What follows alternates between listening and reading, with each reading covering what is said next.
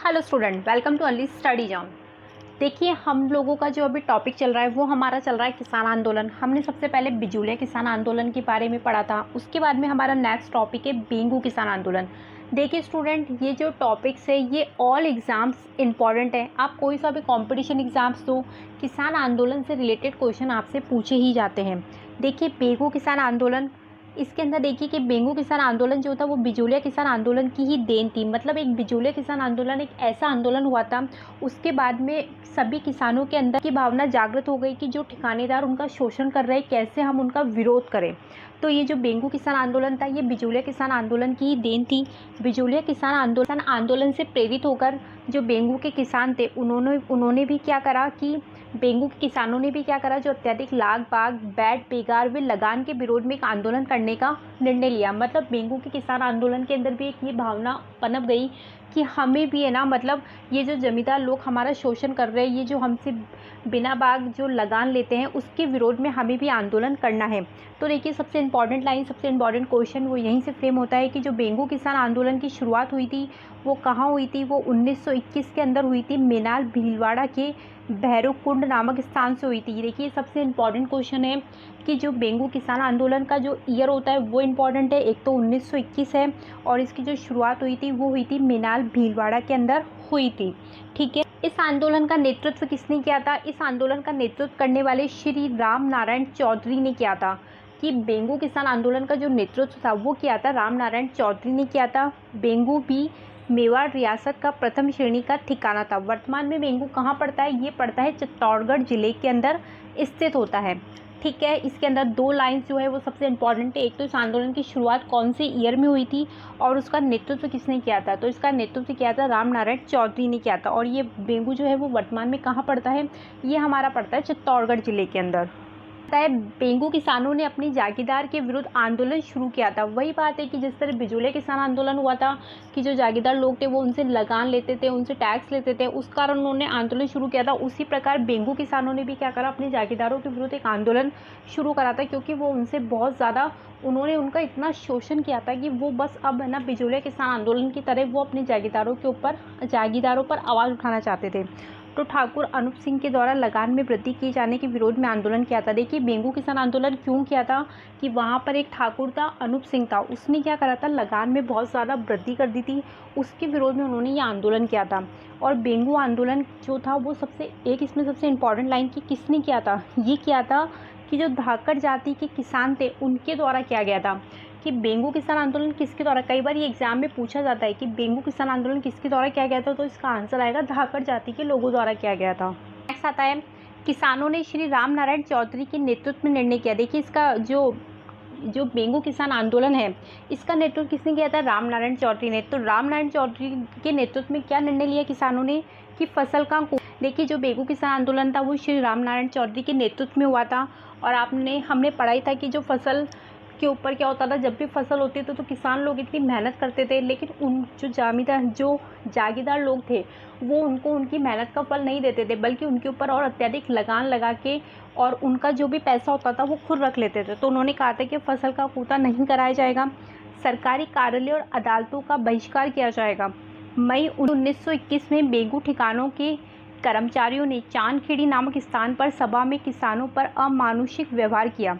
ठीक है, तो देखिए ये एक इम्पॉर्टेंट लाइन है कि 1921 में जो बेंगू ठिकाने के कर्मचारियों ने क्या किया था, एक जगह थी चांदखेड़ी, इससे क्वेश्चन पूछा जाता है, उस स्थान पर सभा में किसानों पर क्या किया था, अमानुषिक व्यवहार किया था।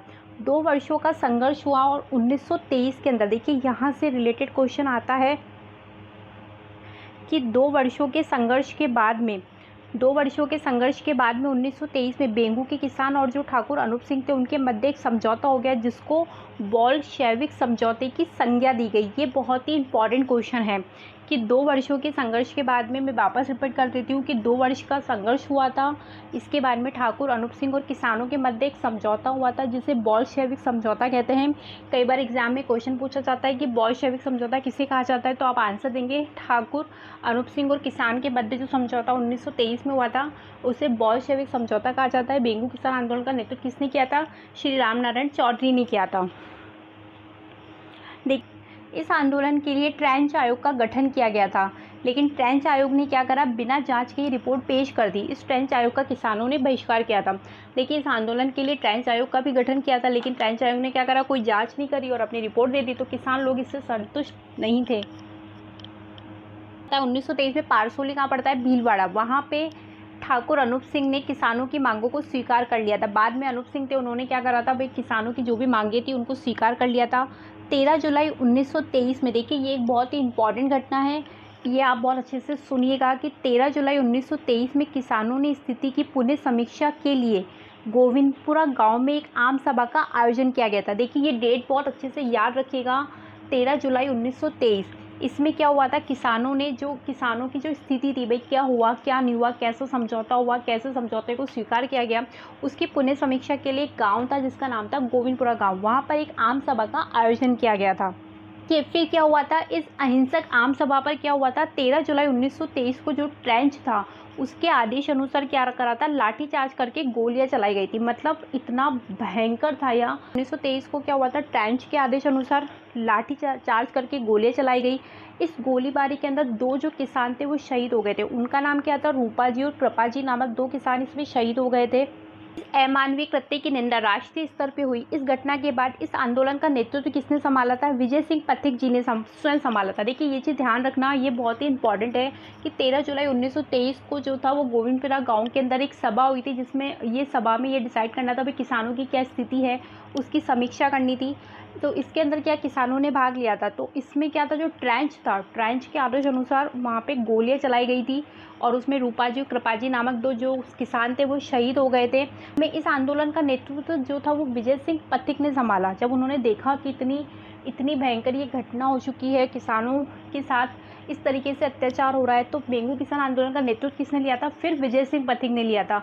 वरना वैसे इसका नेतृत्व करने वाले कौन थे, रामनारायण चौधरी थे। ठीक है, अगर आपसे क्वेश्चन में ये पूछा जाता है कि बेंगू किसान आंदोलन का नेतृत्व किसने करा था, तो वो करा था रामनारायण चौधरी ने। लेकिन जब ये घटना हो गई थी 13 जुलाई 1923, उसके बाद नेतृत्व किसने लिया था, तो वो लिया था विजय सिंह पथिक ने लिया था।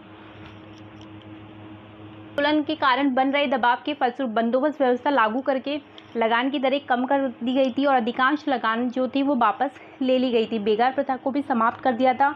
और फिर इस कारण क्या हुआ था कि जो पथिक जी थे 10 सितंबर 1923 को गिरफ्तार कर लिया था। फिर उनको 3.5 साल का कारावास हुआ, 15,000 रुपये उनके ऊपर जुर्माना था। और पथिक जी की गिरफ्तारी के बाद ये जो आंदोलन था ये समाप्त हो गया था। कि बेगू किसान आंदोलन, इसका नेतृत्व रामनारायण चौधरी ने किया था। और ये जो बेगू पड़ता है ये वर्तमान में चित्तौड़गढ़ जिले के अंदर पड़ता है। उसके बाद हमने 13 जुलाई 1923 को जो कांड हुआ था उसके बारे में पढ़ा, जिसके अंदर जो 2 किसान थे, रूपा जी और कृपा जी नामक 2 किसान इसमें शहीद हो गए थे। फिर उसके बाद में इस आंदोलन का जो नेतृत्व था वो विजय सिंह पथिक ने संभाला था। और उसके बाद में इस आंदोलन को ख़त्म, लेकिन ये आंदोलन ख़त्म नहीं हुआ था। एक्चुअल में पूरी तरह से ये आंदोलन ख़त्म नहीं हुआ था, बस इस आंदोलन को कुछ दबा दिया गया था। नेक्स्ट वीडियो के अंदर हम बूंदी किसान आंदोलन और अलवर किसान आंदोलन के बारे में चर्चा करेंगे। आप मेरे वीडियोस को ऐसे ही देखते रहिए, उसे लाइक और सब्सक्राइब करते रहिए। Okay, thank you.